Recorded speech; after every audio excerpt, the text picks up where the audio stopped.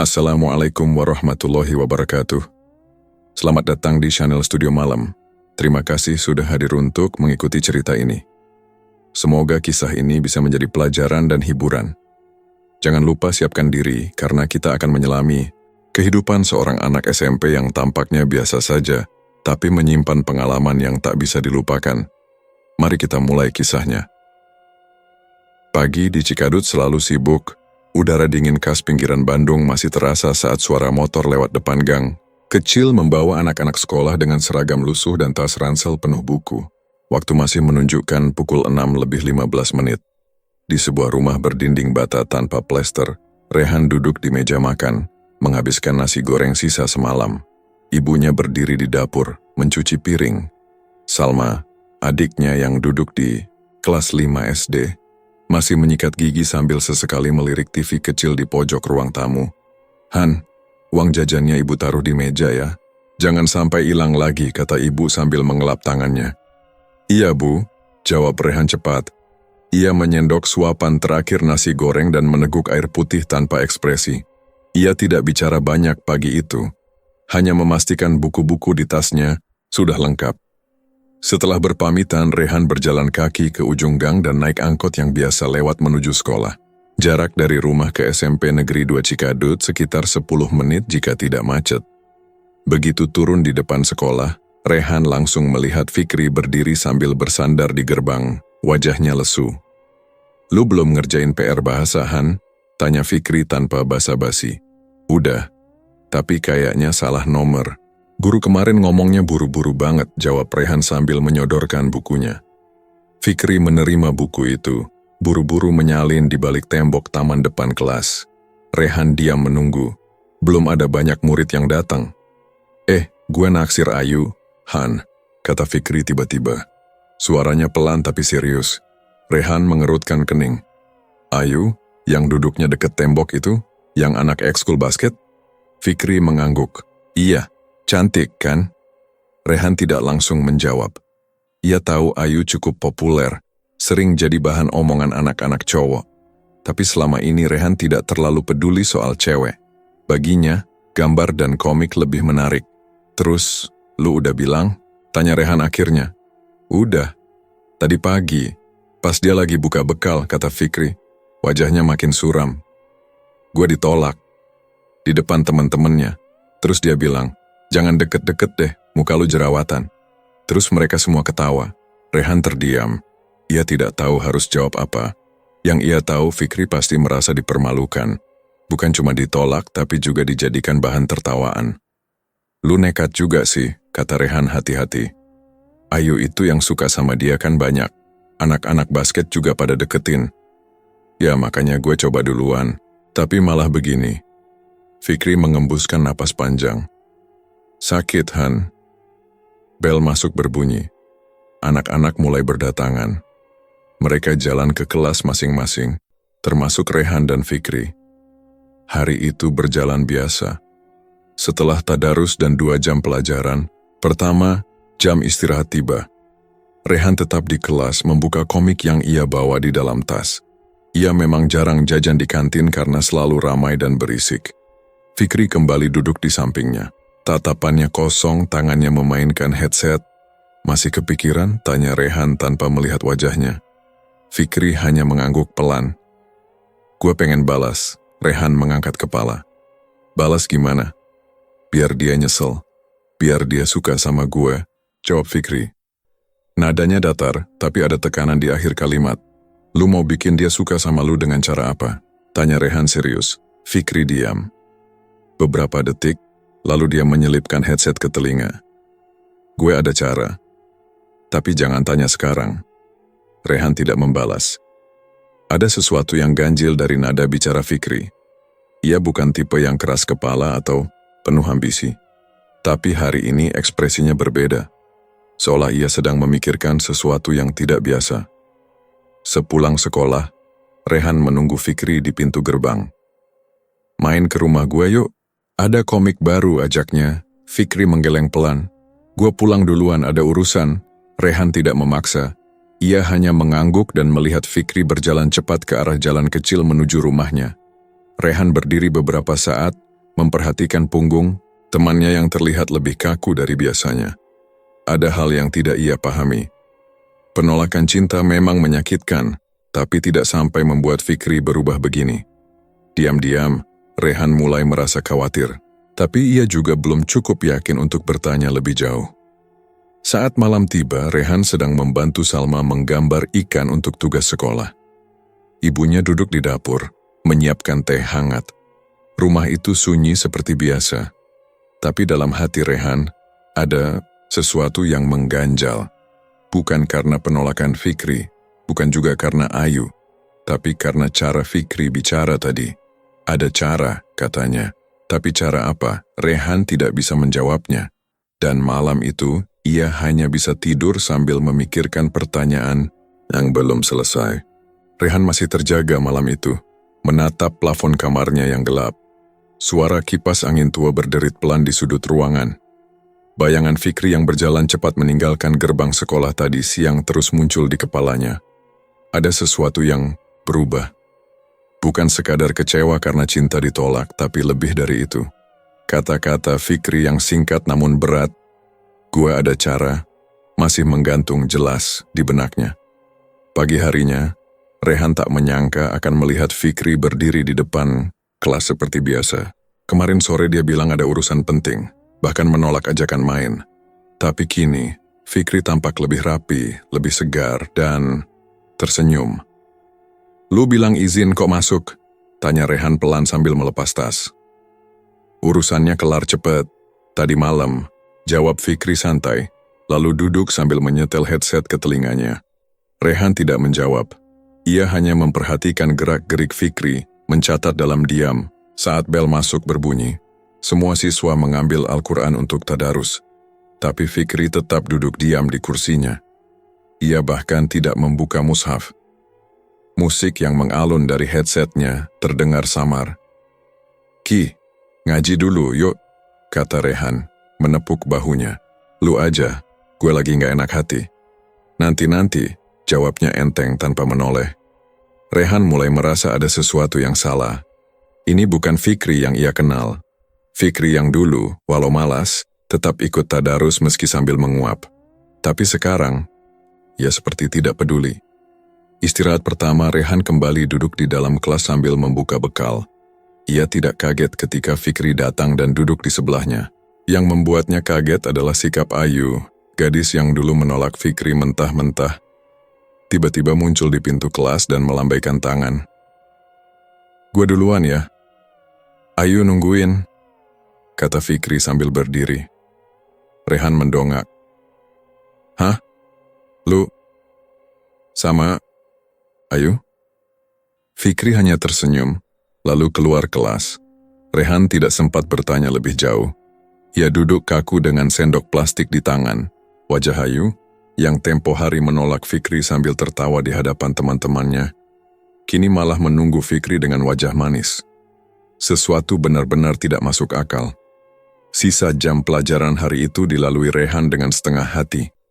Bahkan saat guru menjelaskan pelajaran IPA, pikirannya melayang. Fikri dan Ayu duduk berdekatan di belakang kelas, berbicara pelan. Rehan tahu betul, Ayu tidak mudah didekati.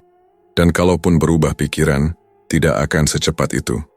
Sepulang sekolah, Rehan mengejar Fikri di depan gerbang. "Ki, gue tanya serius, lu pakai apa?" Fikri berhenti berjalan. Ia menatap Rehan sebentar, lalu menarik napas panjang. "Lu beneran mau tahu?" bisiknya. Rehan mengangguk. "Jangan ngomong ke siapa-siapa," kata Fikri. "Gue pakai minyak pelet." Rehan mengerutkan dahi. "Lu ngelawak?" "Enggak," jawab Fikri pelan. "Paman gue yang ngasih. Dia bisa hal-hal kayak gitu." Rehan menelan ludah. "Minyak pelet? Dari mana?" "Dari Cikadut atas. Rumah paman gue deket kuburan," ucap Fikri, masih dengan suara pelan. "Gue disuruh ke sana bawa setetes darah. Malam Jumat, gue harus duduk sendiri di tanah dekat makam tua." Pagi-paginya, tanah itu ngeluarin botol kecil isi minyak. Rehan terdiam beberapa detik. Tidak tahu harus percaya atau tidak. "Lu ngelakuin itu semua Cuma buat bikin Ayu suka sama lu? Tanyanya. Pelan. Fikri menatapnya tajam. Lu gak tahu rasanya dipermalukan, gue cuma pengen dia balik ngeliat gue. Rehan menunduk. Ia membayangkan suasana kuburan malam-malam, duduk sendiri dengan darah di tanah. Rasa takutnya langsung naik. Tapi di sisi lain, ada rasa penasaran yang sulit dibendung. Minyaknya langsung bereaksi, tanya Rehan. Cepet, gue bayangin wajah dia, gue olesin minyak itu ke alis dan besoknya dia nyamperin gue duluan, jawab Fikri lirih. Rehan menarik napas dalam. Ia ingin menganggap Fikri bohong. Tapi semua yang terjadi terlalu nyata. Ayu, yang dulu terang-terangan menolak, kini berubah sikap. Dan Fikri, yang dulunya minder, sekarang berjalan seolah tak ada beban. Rehan berjalan, pelan di sebelah Fikri menuju gang kecil yang biasa mereka lewati. Hening beberapa saat. Lu yakin? Itu gak bahaya? Tanya Rehan pelan. Fikri mengangkat bahu. Paman gue bilang, yang penting jangan dipakai orang lain. Minyak itu cuma buat yang ambil sendiri. Rehan tidak menjawab. Mereka berpisah di ujung gang. Malam itu Rehan duduk di meja belajarnya, menatap kosong. Gambar setengah jadi di bukunya tak ia lanjutkan. Kata-kata Fikri terus berputar di kepalanya. Gue olesin minyak itu ke alis. Jangan sampai dipakai orang lain. Ia tidak tahu mana yang lebih dominan dalam dirinya malam itu. Rasa takut atau rasa ingin tahu. Di balik semua ketidakmasuk-akalan, ada sisi dirinya yang tergoda. Apakah benar semua itu bisa mengubah segalanya? Rehan menatap jendela kamarnya yang tertutup. Di luar angin malam mulai bertiup, tapi di dalam dirinya, perasaan tidak tenang justru makin kencang. Ia memejamkan mata berharap besok semuanya kembali masuk akal. Namun yang ada hanya perasaan tidak selesai. Rasa gelisah itu tidak hilang dari benak Rehan sejak perbincangan mereka di gang kecil kemarin sore. Ia masih mengingat betul cara Fikri berbicara, tenang, percaya diri, dan seolah tidak ragu sedikit pun pada apa yang sudah ia lakukan. Rehan tahu betul sahabatnya itu bukan tipe orang yang suka mengada-ada, tapi tetap saja ada bagian dari dirinya yang belum bisa menerima bahwa sesuatu seperti minyak pelet bisa mengubah sikap seorang gadis secepat itu. Pagi ini, suasana kelas seperti biasa. Tadarus berlangsung seperti rutin harian, dan Rehan memperhatikan. Fikri lagi-lagi hanya diam dengan headsetnya. Tidak ada yang menegur karena sepertinya teman-teman pun sudah terbiasa. Namun Rehan semakin yakin perubahan itu memang bukan kebetulan. Han, Fikri berbisik pelan sambil menepuk bahunya. Nanti pas olahraga jangan lupa bawa baju ganti ya. Habis ini jam 2 olahraga. Rehan mengangguk pelan. Suara Fikri terdengar biasa saja. Seperti tidak menyimpan sesuatu yang ganjil. Tapi bagi Rehan, kata-kata itu justru jadi kesempatan. Saat bel pelajaran kedua usai, mereka berganti pakaian di toilet belakang. Teman-teman yang lain sibuk bercanda atau menyiram wajah dengan air dingin. Fikri meletakkan tasnya di pojok dekat wastafel dan masuk ke salah satu bilik. Rehan menoleh cepat ke kanan dan kiri, memastikan tidak ada yang memperhatikan. Ia tahu betul bentuk botol kecil itu dari cerita Fikri. Minyak pelet yang dikatakan hanya bisa digunakan oleh pemiliknya. Tangannya bergetar saat membuka resleting tas Fikri. Di bagian dalam, terbungkus kain kecil lusuh, Rehan menemukan botol, bening syukuran jari kelingking berisi cairan merah tua. Bau anyir samar langsung tercium saat kain itu terbuka. Rehan menatap botol itu beberapa detik. Ada rasa takut, tapi rasa penasaran jauh lebih kuat. Ia memejamkan mata, membayangkan wajah Rina, siswi yang duduk 2 bangku di depannya, pendiam, manis, dan selalu mengikat rambut dengan pita biru. Rehan membuka tutup botol, meneteskan cairan itu ke ujung jari, lalu mengusapkannya ke kedua alis sesuai yang Fikri katakan. Seketika tubuhnya terasa hangat, tapi bukan hangat biasa. Jantungnya berdebar lebih kencang dari biasanya. Ia buru-buru menutup botol itu dan mengembalikannya ke tempat semula. Setelah memastikan tidak ada yang melihat, Rehan mencuci tangannya dan keluar dari toilet seperti tidak terjadi apa-apa. Pelajaran olahraga berlangsung seperti biasa. Rehan tidak fokus. Ia hanya menatap Rina dari kejauhan, mencoba mencari momen yang tepat Dalam kepalanya ia terus mengulang, "Bekerjalah, parfum itu harus bekerja." Siang hari sebelum jam pulang mereka mendapat giliran piket kelas. Kebetulan Rina satu jadwal piket dengan Rehan. Saat Rina menyapu lantai dekat pintu, Rehan mendekatinya. Tangannya berkeringat tapi ia sudah bulat. "Rin, gue suka sama lu." Ucapnya pelan tapi tegas. Rina berhenti menyapu. Kepalanya pelan-pelan menoleh. Bukan dengan wajah bahagia atau malu-malu, tapi dengan ekspresi bingung, canggung, dan kikuk. "Apaan? Gue suka sama lu. Mau nggak jadi pacar gue?" Ulang Rehan, kali ini lebih pelan. Rina menunduk. Tangannya mencengkeram gagang. Sapu. "Aduh, maaf ya Han. Kayaknya aku nggak bisa. Aku belum kepikiran ke arah situ." Rehan diam. Ia tidak tahu harus menjawab apa. Rina hanya tersenyum tipis dan berlalu ke arah bangkunya, pura-pura menyapu kembali. Tapi jelas, ia tidak nyaman. Sepanjang perjalanan pulang, Rehan merasa kosong. Bukan karena ditolak, tapi karena segala harapan yang sempat muncul lenyap begitu saja. Parfum itu ternyata tidak ada gunanya. Apakah Fikri berbohong? Atau hanya Fikri yang cocok memakainya? Di rumah Rehan tidak langsung makan. Ia masuk kamar membanting tas dan duduk diam. Kepalanya mulai terasa berat. Saat adzan asyhar berkumandang, ia berjalan ke kamar mandi untuk mengambil wudhu. Namun saat air menyentuh kulitnya, Rehan bergidik. "Kenapa? Dingin banget?" Gumamnya. Air dari keran terasa seperti es. Ia mencoba lagi, tapi tetap sama. Ia paksa menyelesaikan wudhunya, lalu masuk kamar dan membentangkan sajadah. Saat mulai salat, Rehan tergagap, lidahnya kaku. Ia tidak bisa melafalkan doa. Bacaan yang biasanya mudah kini sulit keluar. Ia hanya bisa membaca dalam hati sambil menahan rasa takut yang mulai merayap. Selesai salat, Rehan duduk termenung di pojok kamar. Keringat dingin mengalir. Ia merasa seperti sedang melakukan sesuatu yang tidak boleh, tapi ia belum berani bicara ke ibu. Bagaimana kalau ibu marah?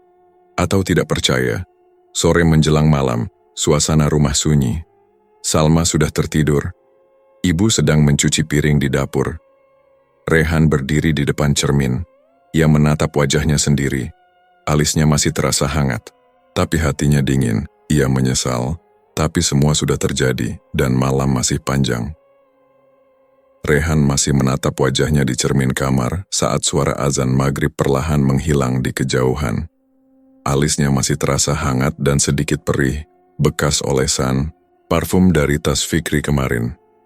Bayangan penolakan Rina masih membekas, tapi yang lebih mengganggu adalah rasa tidak nyaman saat salat tadi sore.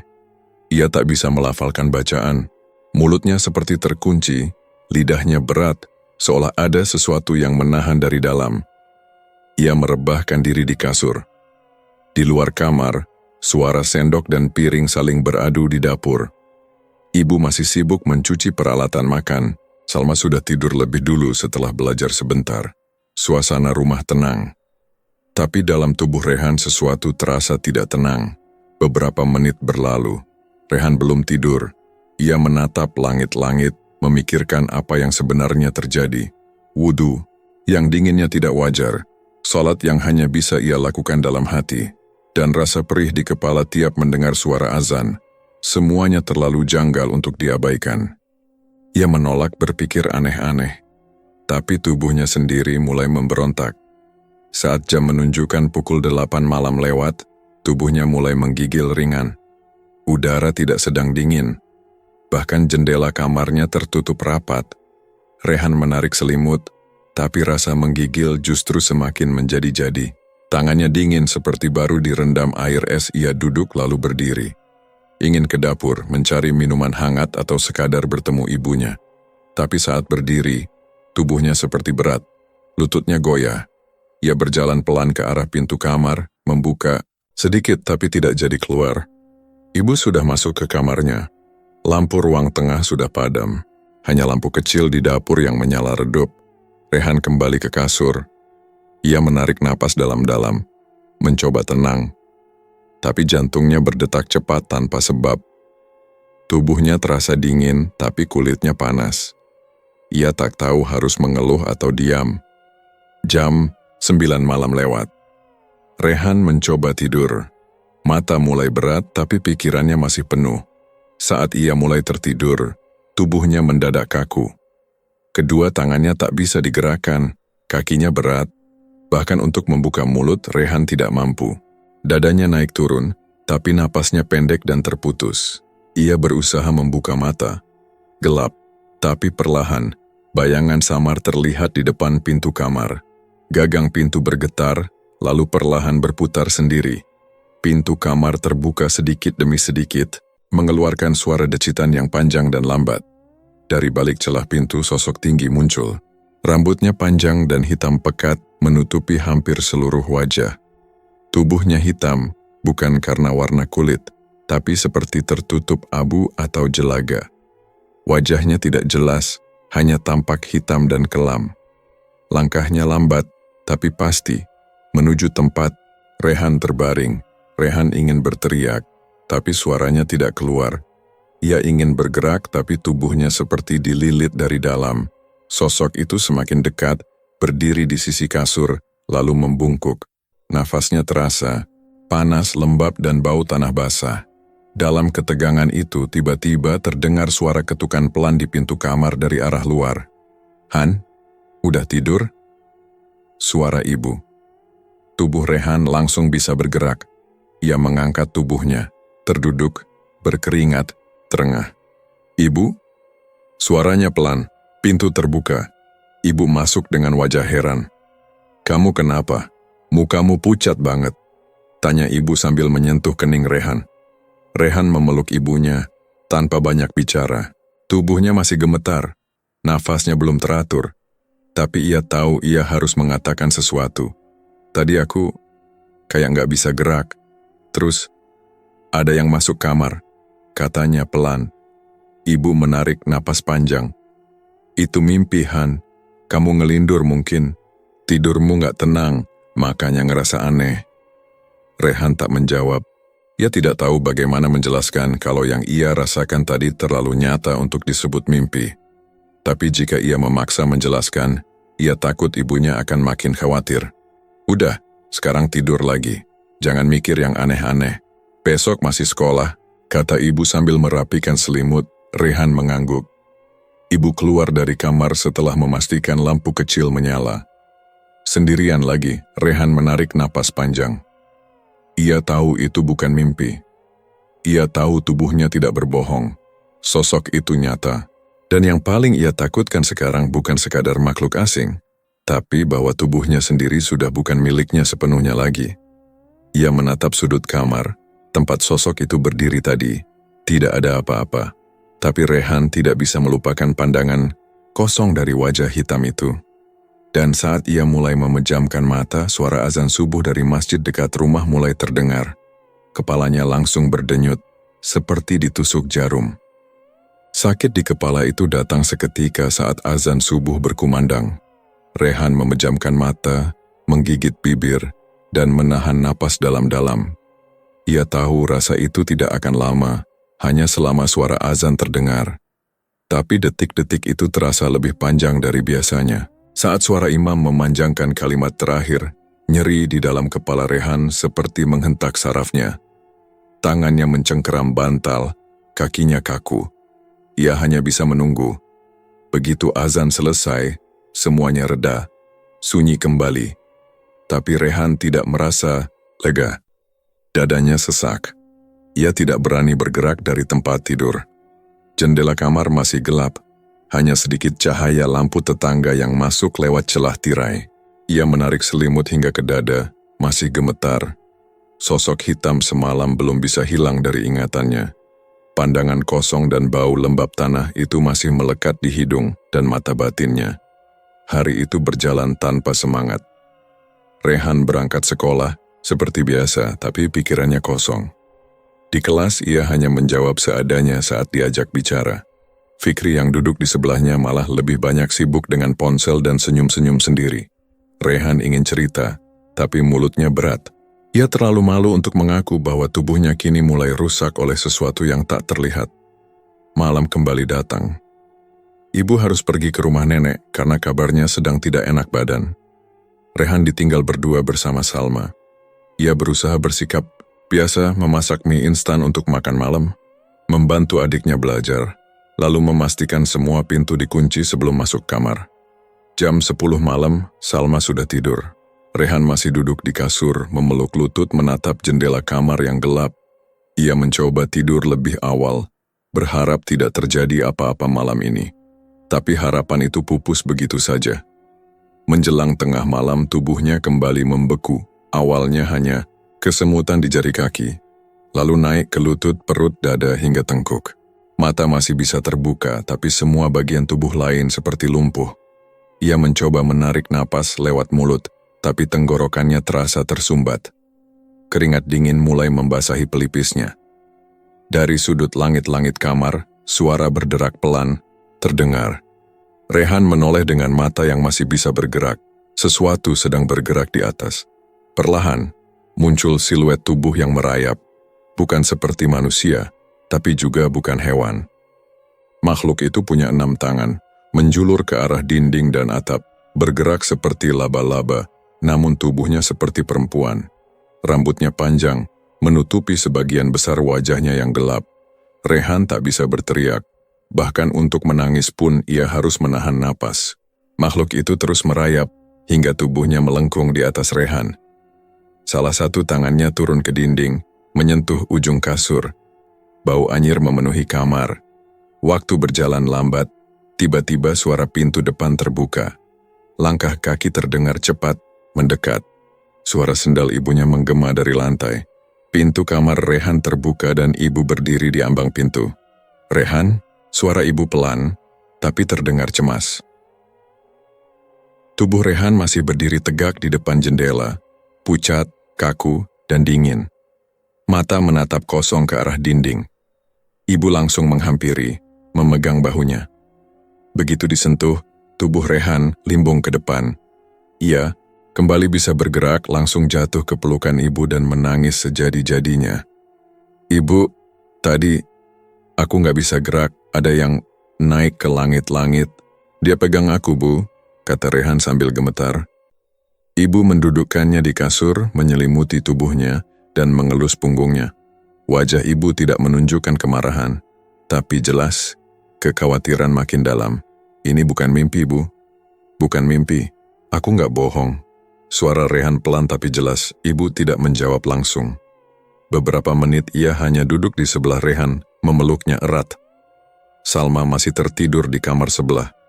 Setelah Rehan tenang, ibu bangkit dan berjalan keluar kamar. Rehan menyusul pelan, duduk di ruang tengah. Ibu mengambil ponsel dan menelpon tetangga depan rumah. "Pak Haji Jafar di rumah, Bu?" tanya ibu pelan di telepon. "Boleh minta bantuannya sebentar?" Tak sampai 15 menit kemudian, suara langkah pelan terdengar dari teras. Pak Haji Jafar datang dengan peci putih dan sarung lusuh. Pria paruh baya yang dikenal sebagai guru ngaji itu masuk setelah dipersilakan duduk. "Kenapa, Bu Dini?" tanya Pak Haji. Rehan menunduk. Ibu memandangnya sekilas, memberi isyarat. "Nak Rehan, katanya mengalami gangguan sudah beberapa malam. Badan kaku, melihat sesuatu. Tidak bisa salat dengan tenang." Pak Haji menoleh ke Rehan. Tatapannya tenang tapi tajam. "Kamu bisa cerita, Nak?" Rehan ingin langsung cerita soal parfum curian itu, tapi bibirnya hanya terbuka sedikit. Rasa malu muncul lebih cepat daripada keberanian. Ia hanya mengangguk pelan. "Gak semuanya bisa saya ceritakan sekarang, Pak," katanya akhirnya. Pak Haji menepuk bahunya. "Yang penting kamu gak simpan semuanya sendiri. Kita akan coba bantu semampunya. Tapi kalau ada sesuatu yang kamu lakukan, apapun itu, kamu harus bilang." Rehan kembali menunduk. Dan untuk pertama kalinya, sejak semuanya dimulai, ia merasa ketakutannya tidak lagi sendirian, tapi malam belum selesai, dan suara azan Isya mulai berkumandang. Suara azan Isya masih menggema dari masjid saat Rehan duduk di ruang tamu. Berselimut kain tipis, tubuhnya belum sepenuhnya pulih dari ketegangan semalam. Di hadapannya, Pak Haji Jafar duduk tenang sambil merapikan sajadah kecil yang ia bawa dari rumah. Di sampingnya, ibu duduk gelisah, sesekali menatap Rehan yang masih menunduk. Semua yang terjadi sejak malam kemarin Sejak tubuhnya membeku dan makhluk itu merayap di langit-langit kamar, terasa semakin memburuk. Tapi malam ini Rehan tidak ingin lagi menyimpan apa-apa. Bukan hanya karena rasa takut, tapi karena tubuhnya sendiri mulai menunjukkan batasnya. Nak Rehan, suara Pak Haji terdengar pelan namun jelas. Kalau kamu memang mengalami sesuatu, kamu harus jujur. Jangan disimpan. Kalau kamu pernah melakukan sesuatu yang tidak biasa, ambil, pakai, atau ikut dalam hal yang bukan untukmu, kamu harus bilang. Rehan mengangkat wajahnya perlahan. Matanya lelah, tapi sorotnya mantap. Saya ambil parfum itu dari tas Fikri, katanya lirih. Waktu kami ganti baju, buat olahraga, Pak Haji mengangguk pelan. Parfum apa? Katanya, minyak pelet. Dia dapat dari pamannya, dari ritual di kuburan. Lanjut Rehan dan ibu menutup mulutnya dengan tangan. Suaranya tercekat. Rehan terus bicara meski matanya mulai basah. Saya cuma penasaran. Saya cuma olesin sedikit sambil bayangin Rina. Ia menunduk lagi seperti merasa dosa itu baru saja terjadi tadi sore. Sejak itu, saya nggak bisa salat, Pak. Mulut saya nggak bisa gerak. Kepala saya selalu sakit setiap azan. Kadang saya nggak bisa bicara, nggak bisa minta tolong. Kadang ada yang masuk kamar. Pak Haji menarik napas panjang. Ia meletakkan tangannya di lutut, menatap Rehan dengan tenang. Kamu sudah menyentuh sesuatu yang bukan untukmu. Minyak pelet semacam itu biasanya digunakan melalui perjanjian. Ada ikatan, ada izin. Tapi kalau kamu pakai tanpa terlibat dalam prosesnya, tubuhmu jadi terbuka. Jin bisa masuk lewat celah yang kamu buat sendiri. Rehan mengangguk perlahan. Ia tidak menyangkal satupun kata Pak Haji. Dan jin yang masuk tanpa perjanjian, lanjut Pak Haji, adalah jin yang paling rakus, karena dia tidak terikat. Dia bebas memakai tubuhmu, mengganggu sholatmu, mengambil apapun dari dalam dirimu. Ibu kini tidak lagi menahan air mata. Ia mengusap wajahnya, lalu menatap anaknya dalam diam. Kalau kamu mau sembuh, Nak, kata Pak Haji, kita harus keluarkan makhluk itu sekarang juga, malam ini juga. Rehan mengangguk. Ia sudah tidak peduli rasa malu lagi. Kalau begitu, ibu tolong ambilkan gunting. Kita harus potong rambut Rehan, lalu kumpulkan ke dalam kain putih bersih. Ibu berdiri, mengambil gunting dan sehelai kain putih dari lemari pakaian. Rehan duduk diam di kursi. Pak Haji berdiri di belakangnya, lalu memotong helai demi helai rambut Rehan dengan perlahan. Suara gunting terdengar jelas dalam sunyi malam. Setiap helai rambut yang jatuh dikumpulkan ibu dengan teliti, lalu dilipat di tengah kain putih. Rehan menunduk, membiarkan proses itu berjalan. Ia merasa malu, tapi lebih takut jika menolak. Setelah rambut terkumpul dan diikat, Pak Haji duduk kembali di depan Rehan. Ia membuka mushaf kecil dari sakunya, lalu meminta segelas air putih. Saya akan bacakan surat Yasin, lalu air ini kamu minum sampai habis, kata Pak Haji sambil menatap Rehan. Rasanya tidak akan enak, tapi kamu harus kuat. Kalau kamu menyerah, makhluk itu akan bertahan lebih lama. Ibu meletakkan gelas air di depan Rehan. Pak Haji menunduk dan mulai membaca surat Yasin dengan khusyuk. Suaranya lembut namun menekan, seperti merambat dari lantai ke tubuh Rehan. Setelah selesai, ia menyodorkan gelas itu ke tangan Rehan. Rehan memegang gelas itu dengan kedua tangan. Begitu mendekatkan ke mulutnya, bau yang menyengat langsung menusuk hidung. Bukan bau air biasa, ada aroma amis, pahit dan seperti cairan besi. Rehan menahan napas lalu meneguk sedikit. Begitu cairan itu menyentuh tenggorokannya, Rehan langsung tersedak, panas, pedih. Seperti air mendidih dituang perlahan ke kerongkongan. Tapi ia tidak berhenti. Ia meneguk lagi, walau matanya mulai mengeluarkan air. Tangannya gemetar, tapi ia habiskan. Panas, Pak. Rasanya panas banget, ucap Rehan, suaranya serak. Teruskan baca syahadat dalam hati. Jangan berhenti, kata Pak Haji cepat. Makhluk itu sedang melawan dari dalam. Rehan menutup mata, menahan rasa terbakar di tenggorokan. Ia mulai melafalkan syahadat dalam hati, ulang dan ulang. Tiba-tiba tubuhnya kaku, wajahnya memucat, lehernya menegang. Pak Haji langsung berdiri dan menempelkan telapak tangan ke ubun-ubun. Rehan sambil membaca ayat pendek. Ibu ingin mendekat, tapi Pak Haji melarang. Jangan dekat-dekat, tunggu sampai selesai. Rehan mulai mengerang, tangannya mencengkeram lengan kursi, tubuhnya gemetar hebat, mulutnya bergerak tanpa suara, tapi matanya memelotot tajam. Dari wajahnya, jelas bahwa pertarungan sedang terjadi. Pak Haji merapatkan telapak tangan ke dada Rehan, lalu melanjutkan bacaan dengan suara yang lebih kuat. Dan di tengah kegaduhan itu, Rehan melihat sosok itu muncul lagi. Tapi kali ini, tak sendiri dari ujung ruang tamu. 3 bayangan lain mulai bergerak ke arahnya. Tubuh Rehan masih gemetar hebat, napasnya tak beraturan, dan gelas air doa yang tadi ia minum sudah kosong.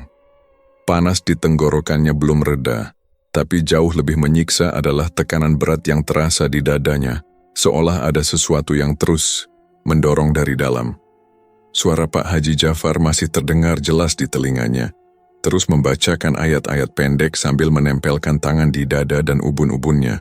Ibu berdiri di dekat pintu kamar, tidak berani mendekat sementara kain putih berisi potongan rambut Rehan tergenggam erat di tangan Pak Haji. Rehan terus membaca syahadat dalam hati, berkali-kali. Tubuhnya berkeringat dingin, baju sekolah yang tadi belum sempat diganti sudah basah di punggungnya. Dan saat matanya terbuka lebar, detik itu juga tubuhnya membatu kembali, lebih kaku dari sebelumnya. Pak Haji menyadarinya. Teruskan dalam hati, jangan berhenti, ucapnya tegas. Namun Rehan tak sempat menjawab, pandangannya mengarah ke sudut ruangan. Suasana malam semakin pekat, cahaya lampu rumah seperti meredup sendiri. Dari arah bayangan lemari, 2 sosok mulai muncul perlahan. Sosok yang pertama adalah wanita hitam dengan 6 tangan yang bergerak liar di dinding. Tubuhnya lentur seperti binatang, dan matanya menyala merah menyala. Sosok yang kedua adalah perempuan berambut panjang. Wajahnya samar tapi senyumnya menyeringai lebar, memperlihatkan gigi-gigi berwarna hitam. Rehan ingin memalingkan wajah, tapi matanya seperti dipaksa menatap. Kedua makhluk itu mendekat, tidak lewat lantai, tapi merayap di dinding dan langit-langit seperti makhluk tak berbentuk. Semakin dekat, udara dalam ruangan berubah panas. Pak Haji mendekap kepala Rehan lebih kuat sambil mempercepat bacaannya. Ibu menutup mulutnya, hampir menangis melihat putranya terdiam kaku dengan mata membelalak ketakutan. Makhluk itu sampai di hadapan Rehan. Tangannya menyentuh bahu dan dada Rehan. Tubuhnya seketika terasa lebih dingin dari air keran pagi tadi. Kedua sosok itu seolah mulai masuk ke dalam tubuhnya. Rehan berusaha melawan. Lidahnya tidak bisa bergerak, tapi pikirannya tetap mengulang. La ilaha illallah, la ilaha illallah, tanpa henti. Bacaan itu jaga hatimu, nak. Seru Pak Haji, seperti tahu apa yang sedang terjadi dalam benak Rehan. Makhluk itu tidak bisa tinggal jika hati dan mulutmu penuh dengan nama Allah. Rehan mencengkeram lengan kursi lebih keras meskipun tangannya kaku.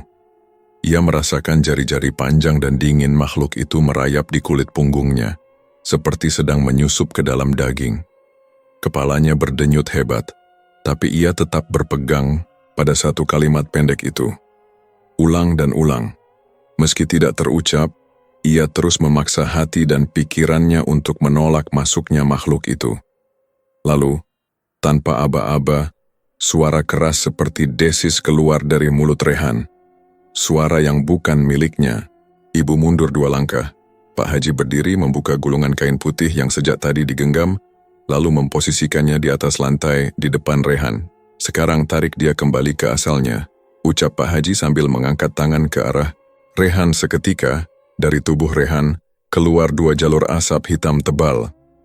Asap itu mengepul dari mulut dan dada Rehan, lalu berputar-putar di udara sebelum tertarik perlahan ke arah kain putih berisi rambut. Asap itu masuk tanpa suara, namun tekanan dalam ruangan berubah drastis. Ibu merasakan tubuhnya ikut lemas. Rehan terkulai lemah, namun matanya kini bisa bergerak kembali. Pak Haji mengikat kain itu rapat. Lalu ia meminta lidi kering dan korek api. Ibu cepat-cepat mengambilkannya dari dapur. Pak Haji menyalakan lidi itu, lalu menunduk, menyentuhkan ujung api ke kain putih yang kini mulai basah oleh keringat dan entah cairan apa yang menetes dari dalamnya. Begitu api menyentuh kain, nyala langsung membubung tinggi. Api itu menjilat cepat ke atas jauh lebih tinggi dari api biasa. Anehnya, asap yang keluar bukan abu atau putih, tapi hitam pekat, seperti jelaga dari bahan bakar terbakar. Api itu tidak menyebar, hanya naik lurus ke atas, tidak melambai, padahal jendela terbuka dan angin malam masuk cukup kencang. Pak Haji mengusap pelipis Rehan. Lihat baik-baik, nak, itu yang menempel di tubuhmu. Kini mereka sudah tidak punya tempat tinggal. Rehan masih lemas, tapi pernapasannya mulai stabil. Matanya mengarah ke arah api yang mulai padam. Bau menyengat memenuhi ruangan. Ibu membuka semua jendela. Beberapa tetangga mulai melongok dari teras, tapi tak ada yang masuk. Setelah api benar-benar mati dan kain putih tinggal arang, Pak Haji berlutut. Ia membaca doa pendek, lalu menatap Rehan. Kamu harus mulai dari awal. Salatmu harus dijaga. Bacaanmu harus kamu kuatkan. Jangan sekali-kali mendekati hal-hal yang bukan milikmu. Rehan mengangguk pelan. Tubuhnya masih belum sepenuhnya pulih, tapi rasa sakit di kepala tidak ada lagi. Tenggorokannya masih perih, namun ia bisa bernapas lega untuk pertama kalinya setelah sekian hari. Malam itu Pak Haji pamit setelah memastikan Rehan bisa bergerak. Ibu menolak untuk tidur di kamarnya sendiri dan memilih tidur di sebelah Rehan bersama Salma. Menjelang fajar saat suara azan subuh berkumandang dari pengeras suara masjid di ujung jalan, Rehan terbangun. Ia duduk. Diam. Tidak ada sakit. Tidak ada tekanan. Tidak ada suara aneh di telinga atau tubuh yang kaku. Untuk pertama kalinya Rehan merasa dirinya kembali utuh. Tapi ia belum berani menyimpulkan bahwa semuanya benar-benar sudah berakhir. Pagi itu Rehan bangun dengan kepala ringan. Tidak ada lagi nyeri yang menghantam saat azan subuh berkumandang. Ia bisa mendengar suara imam masjid dengan tenang, bahkan sempat menyusul ibu ke ruang tengah untuk mengambil wudhu. Tubuhnya tidak menggigil, air wudhu terasa biasa saja, dan salat yang ia jalankan bisa dilakukan dengan mulut yang bergerak penuh. Namun di balik rasa syukur itu, ada ruang kosong yang belum tertutup di dalam dirinya. Sosok-sosok yang ia lihat semalam masih membekas jelas di mata. Dan walau Pak Haji sudah menyatakan bahwa gangguan itu telah pergi, Rehan merasa ada bagian dari cerita yang belum selesai. Sesuatu yang belum tuntas, bukan di dalam dirinya tapi di luar pada seseorang yang dulu ia tiru. Saat tiba di sekolah, udara pagi masih lembab. Daun-daun di halaman berkilau karena embun, tapi suasana di kelas tidak seperti biasanya. Beberapa siswa berdiri di luar kelas, sebagian duduk di bangku dengan wajah bingung dan murung. Rehan berjalan masuk perlahan, melewati deretan meja hingga akhirnya duduk di tempatnya. Fikri tidak ada di bangkunya. Beberapa menit kemudian, guru agama masuk ke kelas lebih awal dari jadwal biasanya. Ia tidak membawa buku, hanya berdiri di depan kelas dengan raut wajah serius. Sebelum kita mulai tadarus, ucapnya tenang, saya ingin menyampaikan kabar duka. Salah satu teman kalian Fikri tadi malam meninggal dunia. Satu kelas terdiam. Rehan merasa dadanya ditinju sesuatu yang tak terlihat. Menurut keluarganya, Fikri sudah lama punya riwayat gangguan paru-paru. Tapi malam tadi beliau mengalami sesak napas hebat dan tidak tertolong. Rehan hanya bisa duduk diam. Suaranya tercekat, dadanya berat. Saat semua teman mulai bertanya-tanya dalam bisik-bisik, Rehan justru menatap kosong ke arah bangku di sebelahnya. Bangku Fikri. Bangku yang kemarin masih terisi, yang masih menyimpan tawa pelan Fikri ketika mereka saling bisik-bisik soal Ayu. Bangku yang kini kosong dan tak akan terisi lagi. Sepulang sekolah, Rehan tak langsung pulang. Ia berjalan menuju rumah Fikri yang tak begitu jauh dari sekolah.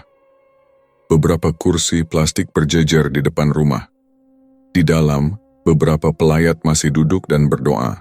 Wajah-wajah yang hadir terlihat penuh duka, tapi Rehan tidak menemukan siapapun yang ia kenal dekat. Ia masuk pelan. Di pojok ruangan, Ibu Fikri duduk diam, matanya bengkak, wajahnya lelah. Rehan mendekat dan mengucapkan belasungkawa. Wanita itu hanya mengangguk kecil dan menggenggam tangan Rehan tanpa berkata banyak. Di luar, Mona duduk di bangku panjang. Rambutnya diikat, wajahnya basah tapi ia tidak menangis. Rehan mendekat perlahan. Tadi malam, ucap Mona pelan sebelum Rehan sempat bertanya. Dia sempat nelpon aku, cuma bilang maaf. Terus dia teriak keras. Habis itu teleponnya mati. Rehan menahan napas. Teriak? Iya, teriak keras. Bukan kayak orang sakit, lebih kayak orang ketakutan. Rehan tidak menanggapi langsung. Ia hanya menunduk menguatkan dada untuk mengucapkan kalimat berikutnya. Mayatnya, kamu lihat? Mona menggeleng pelan. Enggak. Udah dibungkus waktu aku kesini. Rehan menoleh ke arah rumah. Hatinya tak tenang. Perasaan ganjil tumbuh semakin kuat. Ia berdiri lalu melangkah ke belakang rumah. Di sana ia melihat adik Fikri sedang duduk di dekat tumpukan kardus. Wajahnya pucat, matanya sembab. Rehan duduk di sampingnya. Dik, boleh tanya sesuatu? Anak itu tidak menjawab. Aku, sahabat kakakmu. Aku cuma mau tahu apa yang sebenarnya terjadi. Anak itu menoleh. Enggak boleh cerita ke siapa-siapa ya, Rehan mengangguk. Semalam, aku yang buka pintu kamar Kak Fikri pertama kali. Dia manggil-manggil aku, suaranya pelan. Tapi pas aku masuk, badannya, anak itu berhenti bicara. Matanya berkaca-kaca. Badannya kayak terbakar Kak, bukan api. Tapi kulitnya hitam kayak habis disiram minyak panas. Tapi kamarnya nggak ada api, nggak ada yang kebakar. Cuma dia yang hitam semua. Rehan memejamkan mata. Genggaman tangannya mengepal erat. Nggak ada siapa-siapa di kamar Kak. Cuma dia sendirian. Tapi pas aku masuk, ruangan itu panas banget. Terus dia diam, udah nggak napas. Beberapa detik berlalu tanpa suara. Rehan tahu, ini bukan penyakit. Bukan sekadar paru-paru. Ini akibat dari sesuatu yang Fikri mulai. Sesuatu yang dulu dia ceritakan dengan bangga. Tentang minyak pelet, tentang ritual malam, dan tentang perjanjian dengan pamannya. Tapi perjanjian dengan makhluk tak terlihat itu ternyata tidak pernah murah.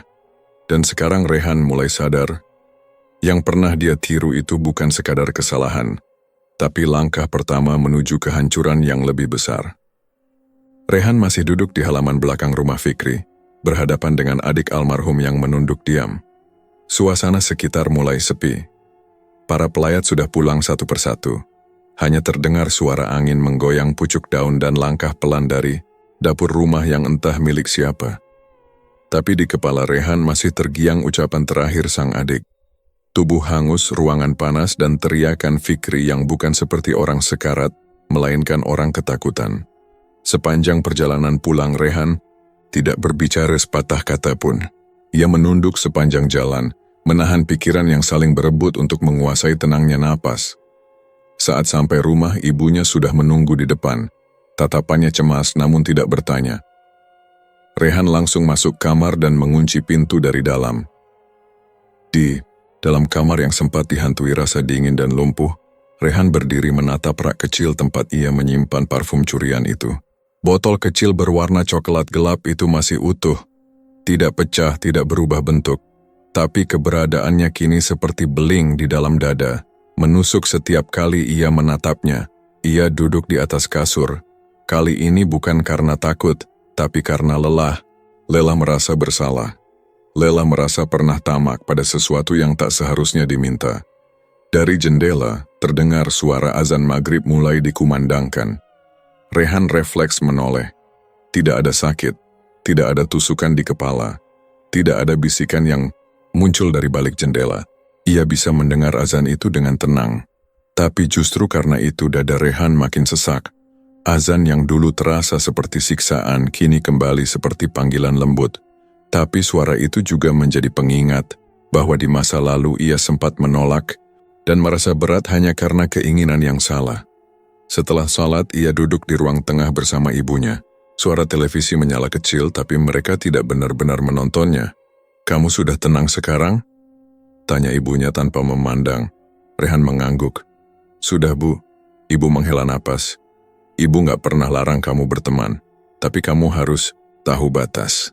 Kadang orang kelihatan baik di luar tapi dalamnya, enggak kita tahu. Rehan menunduk. Aku nyesel Bu.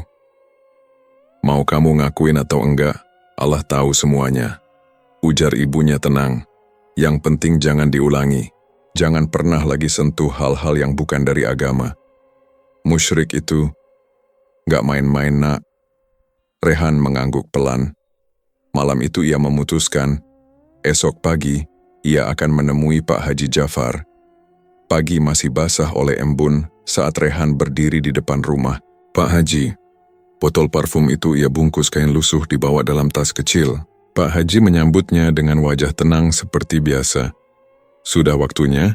Tanya Pak Haji. Seolah sudah tahu. Rehan menyerahkan botol itu tanpa berkata banyak. Tangannya sedikit gemetar. Saat Pak Haji mengambilnya, ia hanya berkata, barang ini akan dimusnahkan.